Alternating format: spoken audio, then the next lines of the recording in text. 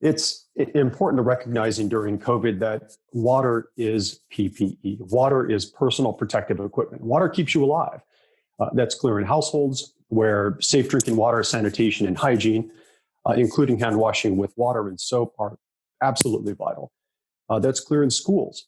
And perhaps nowhere is the need for wash more clear than in hospitals and other healthcare facilities across the globe that are on the front lines of this pandemic.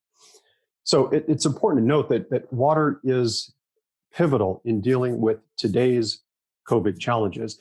It might even be more important over the long run, however, in staying ahead of the next health threats, the next infectious disease. There will be infectious disease acts. We don't know precisely when or where it's going to break out or the precise disease vector, but we do know that we will need water, sanitation, and hand washing with soap to get ahead of it.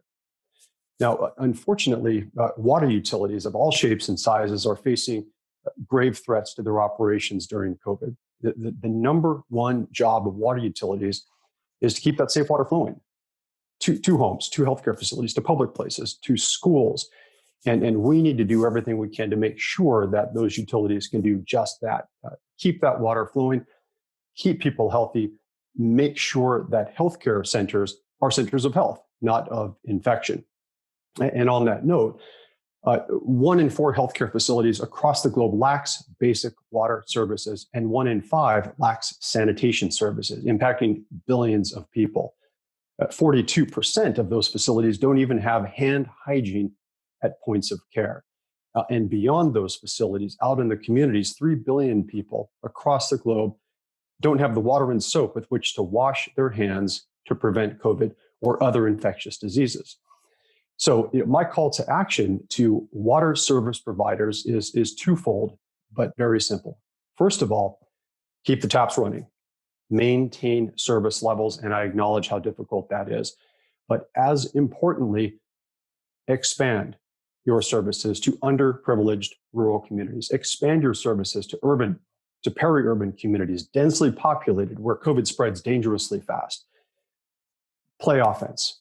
The challenges are unquestionably massive with decreasing revenues, staff losses, supply chain threats, but it's never been more clear how and why safe drinking water is vital to public health and economic well-being. So make those arguments as service providers on the front lines of this pandemic to your governments, national and local, to your customers and to your international partners. Now, my call to action across to governments across the globe is also simple. Listen and respond to your water and wastewater utilities.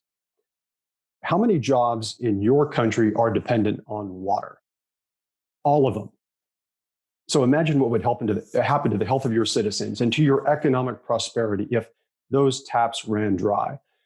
COVID is a threat everywhere. So please prioritize the most marginalized communities everywhere. This includes poor rural women, ethnic minorities, and populations living with physical and intellectual disabilities. And finally, my call to action to the international donor community.